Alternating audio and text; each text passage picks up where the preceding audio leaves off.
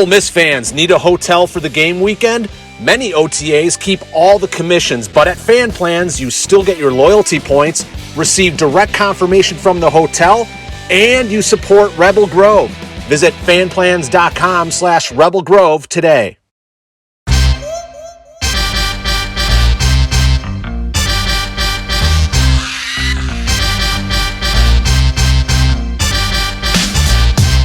Welcome into another edition of the Troy Brown Show, presented by Comer Heating and Air, Southern Air Conditioning and Heating. I'm Neil McCready. That is Ole Miss linebacker Troy Brown. Rebels beat Auburn 48-34, improved to 7-0 overall, 3-0 in the SEC. The Rebels now ranked 7th in the country by the Associated Press. They head to Baton Rouge on Saturday to play LSU at 2:30 on CBS. Troy, how are you? I'm good. How about yourself? Man, I'm good. So a week ago at this time, you were hurting. You were doing your best to get through it and all, but it was obvious that you didn't feel anywhere close to 100%. I think you weren't exactly sure how much you'd be able to play, if you'd be able to play. You just say, "I'm going to do the best I can." You were able to get out there and play a pretty good amount. Looked like towards the end, it was getting to you a little bit. Were you? I guess take me through your week in terms of getting, physically prepared to play a football game. Well, it was a pretty tough week for me. Not really going through a lot of contact. So just basically trying to mirror myself in practice, have my steps right, have my reads right as much as possible. But I couldn't really mimic the gameplay. Couldn't really mimic, actually tackling guys. So I felt like that showed up a little bit on the film, but I was overall pleased with what I did. I went out and I contributed to a win, no matter if I was 100% or not. I felt like that was the right decision to go out there and still give my best and help my team, go forward and win the game. You guys, kind of the lack of depth at linebacker maybe showed a little. Ashanti got in the tent at one point. You were obviously, they were trying to at least kind of limit your pitch count a little bit, if you will. Then the lightning delay hits, and you guys wait and wait and wait. How in the world did a guy like you, who was playing hurt, sort of stay loose at all, where you could get out there in those last 6.5 minutes? It was 30 minutes, so I just took the time to go back in the training room and loosen my body up. I got on the arm bike, started doing a little arm exercises, my rehab routine that I usually do. So it was a matter of a mindset that I had. I knew I could finish the game. 6 minutes was nothing to me. I felt like when it came down to it, I was going to make that decision anyway. So I was just gearing myself ready to go. In this league, you obviously face big-time running backs. You face a couple of them every single day in practice. And then you guys, Craig Rodriguez a couple weeks ago with Kentucky. Davis for Vanderbilt was a good back. Tank Bigsby obviously runs kind of like a tank. I mean, that's the reason he's got that name. What was the challenge of facing him?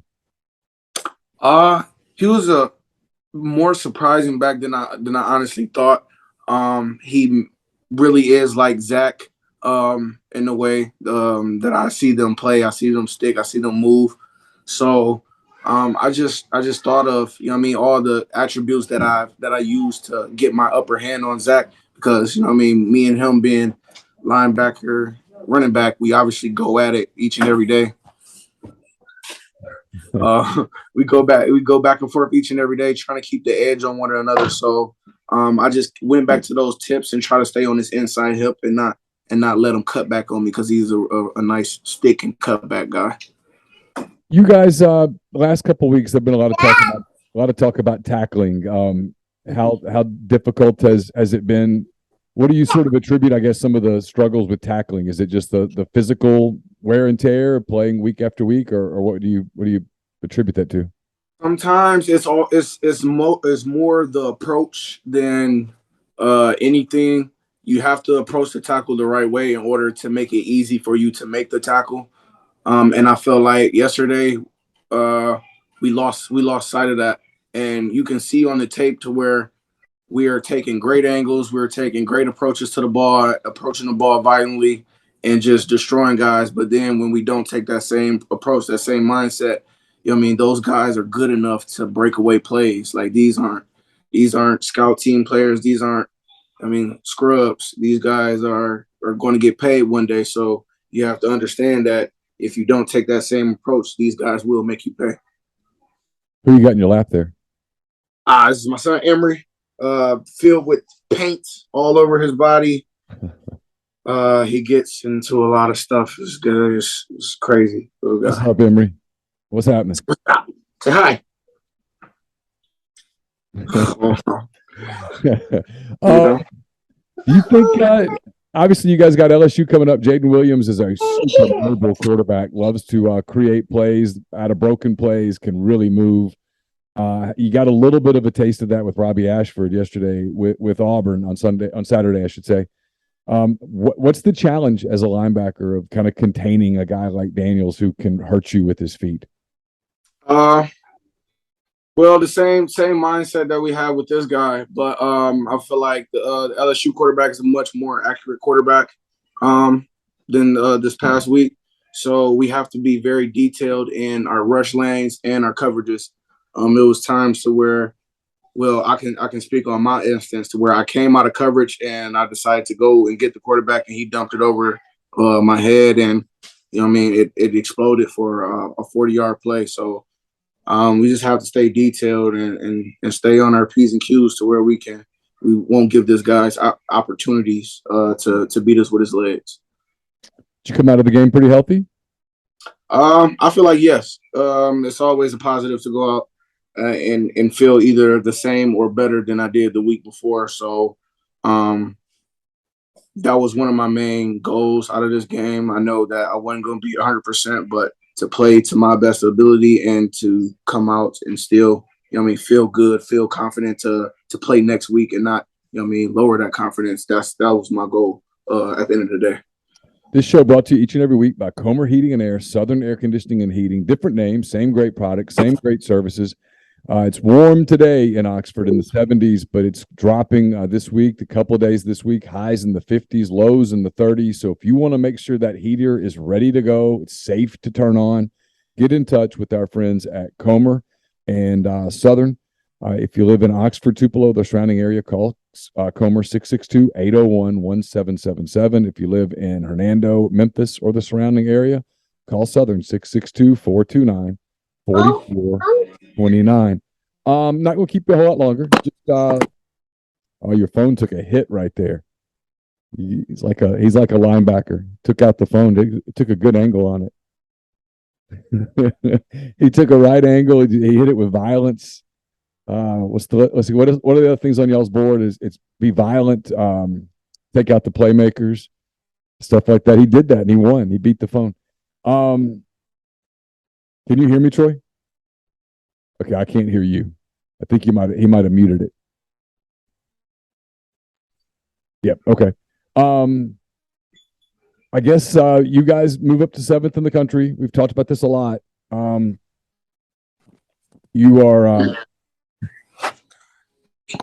approaching a point where people are going to be talking about you guys in the national title conversation, all that kind of stuff. You sole possession of first place in the SEC West right now after Alabama loses to Tennessee. You've been consistent about this. You said you guys don't focus on that stuff. You just one day at a time, 1 week at a time, very self-focused. How's you still kind of feel that's still the way you guys are approaching each day? Oh yeah, man. And you can see how it's been paying off. No, you can really see like even those type of things happen in the game because I feel like with each play,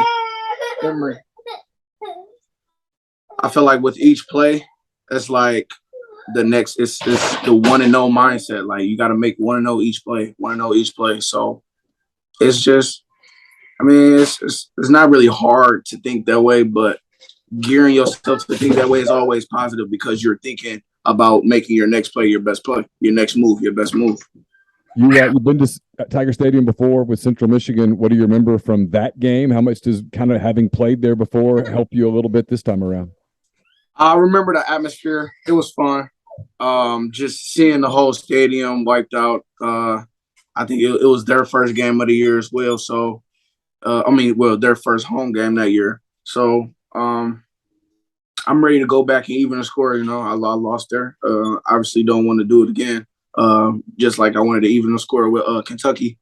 I have a personal vengeance for LSU.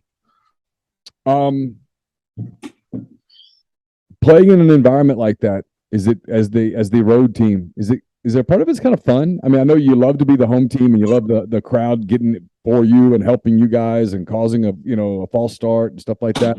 But is it kind of fun to go into enemy territory like that where 100,000 people are kind of going? And always, especially those type of environments, those hostile environments where you have fans shouting names and stuff at you.